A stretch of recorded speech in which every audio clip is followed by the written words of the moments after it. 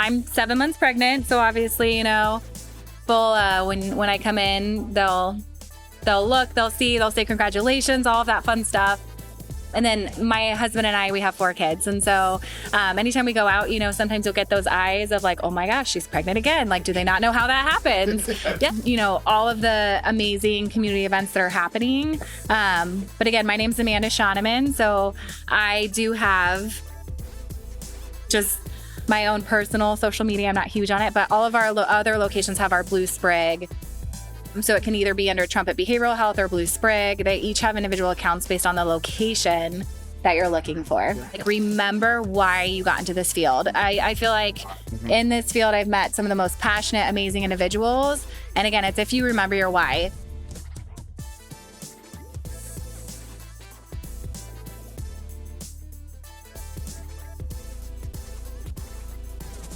All right. Welcome, guys. We are at Arizona ABA conference. Back again. Having a wonderful time here. Beyond the Science with my fantastic co-host, Joseph, Coop. We have a special guest with us here, Amanda Schaunaman. That's it, right? Yes, from Blue Sprig. And we actually Joe ran into her while we were here at the conference at the sponsors tables, and we wanted to have her on. So we're thrilled to have you on the podcast. Let's welcome her to the show, guys. Thank you. Yes. Yeah, you can just introduce yourself and just tell us a little bit about your organization, and I guess not what brings you to Arizona because you're here, but it's why you're here at the conference. Yeah, absolutely. So I'm Amanda, like they said. I work for Blue Sprig Pediatrics. We're all across the nation, but specifically in Arizona, I'm the director of clinical operations and oversee 9 of our locations, which we provide ABA services to individuals with autism. And we do center-based, home-based, community-based. We'll kind of go where the need is for what each individual client needs. And then we actually last year opened a severe behavior clinic, which is super, super awesome. It is not something that a lot of other companies have, and it's to help support really those individuals that aren't able to get the services they need because of severe, challenging, or interfering behavior that's preventing them from being in a setting or learning, just where there's no resources. So I want to ask, because that is something that a lot of companies kind of stray away from. What was a determining factor for you guys to decide, let's focus on that kind of market? So first, I started working for Trumpet Behavioral Health, and last year, Blue Sprig took over and we merged together as a company. So now we're under the family companies of Blue Sprig. We never discriminated. It was never, we just want to service early intervention kiddos. We had ages. Even before the Severe Behavior Center, we'd still serve our oldest client at one time was 23. We're going with them into college classes, helping support in that environment. I love that. So that's just something that the company has always been very passionate about, is that we don't discriminate to a specific niche.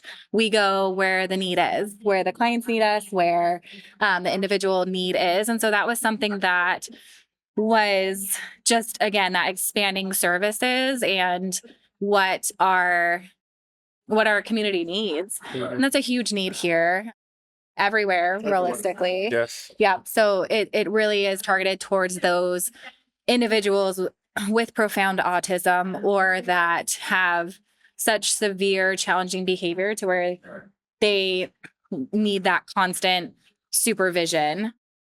And just the amount and the impact that it's already had is amazing with our kids. So I want to ask, do you find it challenging as far as staffing dealing with those behaviors? That is a great question. Yes and no. I feel like it's a little bit harder to find individuals that have the drive and the passion to work with, individuals with severe behavior. But the individuals that we have tend to stay with us because they're passionate, they're motivated, they're excited about the vision and understand the value of what we do. Mm-hmm. So you guys can hear some background noise. We are live here at the conference, so we have a presentation going on behind us. So you guys are a sponsor here at the conference. I know you're here in Arizona. I wanted to ask, what drew you into wanting to sponsor Arizona ABA conference? We love supporting our community. We love attending events. At the end of the day, really that's what we're passionate about, is just spreading awareness, but also making the connections. we understand the need for our services and that we can't do it all, right? And so it's amazing to make the connections with different companies, different providers, to where if we have an interest list on certain locations, we want to be able to connect with other locations that are close to be able to give those resources to our families that are waiting, because that's what's most important, is making sure that they get the services that they need in a timely manner. So, talk about Blue Sprig and in our great state of Georgia. What amazing things that you guys are doing down there in Georgia and in all the different cities. Yeah, so I know Georgia specifically has 21 locations. So just again, continuing to grow and expand and service individuals and as much support as we can. The same thing, right? Just giving that individualized, compassionate care to individuals on the spectrum or with additional diagnoses. So I want to ask, with a company, because that's amazing, 20 locations. Is that what you said? 20 locations in Georgia? 21, yeah. 21. That is incredible, right? And I would love to hopefully get there one day. But how do you keep the company culture when you're that big? So that's actually a really great question, and something that I have asked, and we continue to ask as a question in leadership. Our company does, like next week, I'm flying to Denver to our corporate office, to where Texas is our corporate office, but the West Side, we're flying to Denver to meet with all of our DCOs and our VPs and our higher ups to really talk about what is needed in the company to continue to take that feedback and implement and grow. But at the end of the day, it comes down to, we care about the people, we care about our clients, we have a clients first attitude, we have a growth from within. We like to develop our people from within to make sure that we are like watering the seeds where we want them to grow. So I think that that's something that's super important, is the majority of our leaders started as RBTs or have been in those positions where, you know, we know what it takes to be an RBT. We know what it takes to be a clinician, a clinical director, you know, to where we're able to see the different perspectives. And again, we love to do events and team building and just silly things in the center, to where we're continuing to not just put so much emphasis and focus on our clients, but also really our team as well. One thing that I'm curious about is, in Arizona, since you kind of have the pulse in Arizona, we know that the need for ABA services is high out here.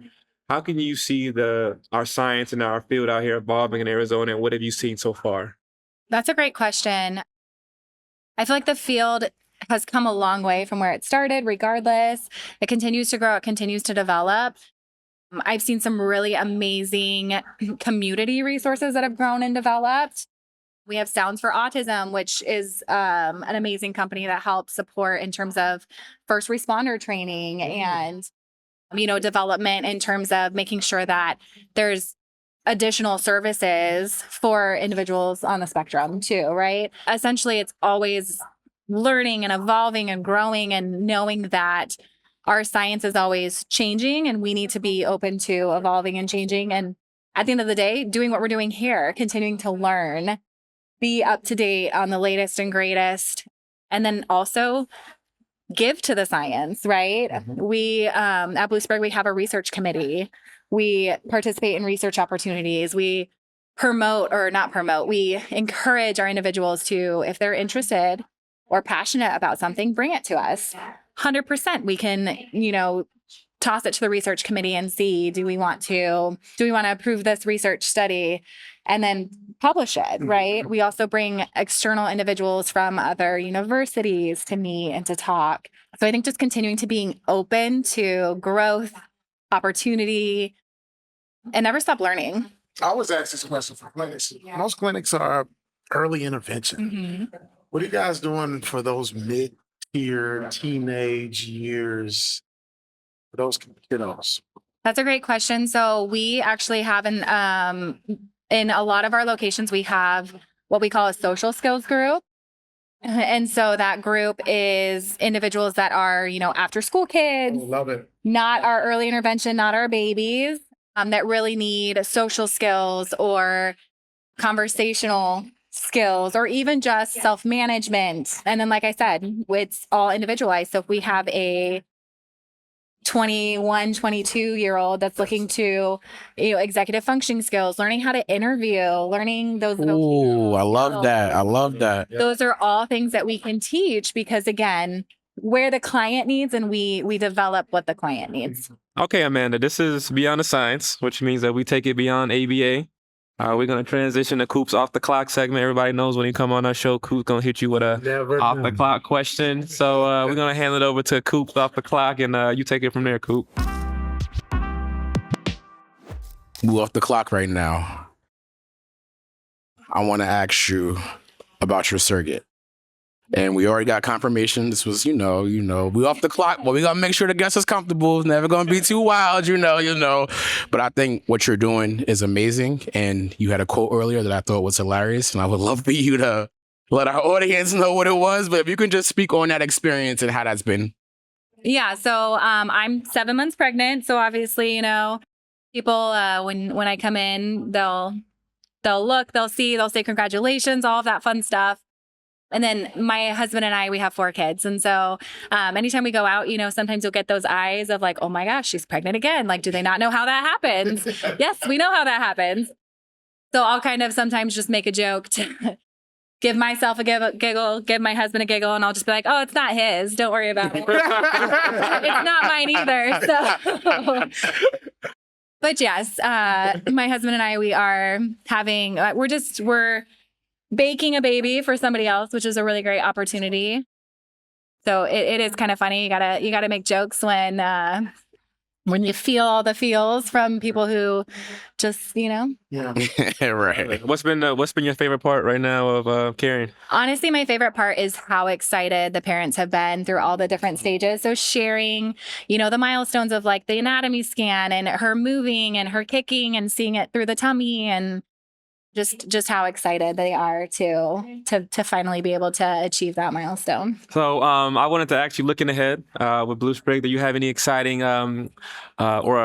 projects that you guys or initiatives that you guys are working on that you want to share with our listeners? That's a great question. I know we are really working on kind of building like our various programs. So our Sprigs versus our Sprouts, kind of like you said, like our early learner versus our after school. And then again, our severe behavior program and really launching that, getting that out, the importance, the understanding, and kind of what's required and what's needed for it. And then just in general, just a lot of like internal changes happening with merging of companies and just continuing to grow and better like our systems, our processes. So we have something called Project Purple, and it's just a really great opportunity for our leadership team to continue to get that feedback and implement these variety of changes from the ground up, right? Like always going back to every single level of our staff to see what do they need, what do they want, what is their feedback, where again, we can continue to learn and grow as a company, not just as individuals or leaders. I love that. So yeah, I wanted to ask where can our listeners find you social media wise to connect with you from the conference? Yes. Plug that in. No, absolutely. So I am not huge on social media, but our company is. All of our locations have really great individual-led accounts and that showcase all the amazing things that they do there. If they do Fun Fridays, if they do local events. I know in Arizona specifically, we're going to be at the Autism Speaks Walk. We're going to be at the Yes Day for Autism. All of the amazing community events that are happening. But again, my name's Amanda Schaunaman. So my own personal social media, I'm not huge on it, but all of our other locations have our Blue Sprig. So it can either be under Trumpet Behavioral Health or Blue Sprig. They each have individual accounts based on the location that you're looking for. Awesome. So if I'm an RBT or BCBA, what advice would you give me about entering this field? That's a really great question. And again, from starting as an RBT, actually a BT before they were even RBTs. Right. And continuing to move up. At the end of the day, like remember why you got into this field. I feel like in this field, I've met some of the most passionate, amazing individuals. And again, it's if you remember your why, if you are there for what's really important, and that's clients first. Every day there's going to be some challenge, some amazing things that happen. Really focusing on all the great that's happened, all of those positives. those milestones that have been reached to keep you going, because at the end of the day, like, it is a hard job. Yes, It is it a is. hard job. So just remember your why. Yeah. I love that. Yeah, I like that. Remembering your why. I know with the burnout is a big topic right now in our Yes. field. So, being able to remember why you got in, I think is super important. So, yeah, we're here with Amanda. Guys, if our listeners follow her, follow Blue Sprig, with their organization, amazing thing that you guys are doing out there. We want to just thank you for taking some time out. I know you have some going on with the sponsorship or, taking time to come on the podcast. And we really appreciate it. Yeah. Thank you. Thanks for having me, guys. All right.